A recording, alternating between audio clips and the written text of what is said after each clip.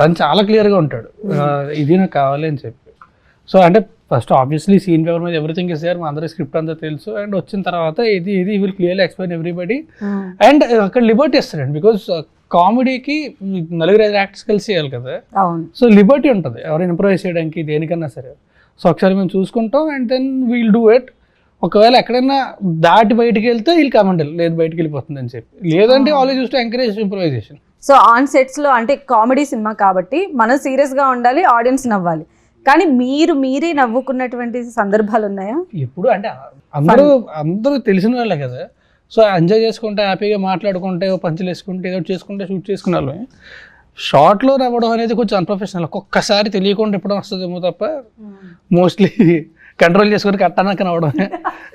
But అది సుదర్శన్తోనే ఎక్కువ problem. సడన్గా ఏదో వేసేస్తుంటాడు, అవుట్ ఆఫ్ నోవర్ ఏదో వస్తుంది, వెయిట్ చేసి కట్టాలి కానీ ఏమన్నా చెప్పిపోతారు సరిగ్గా.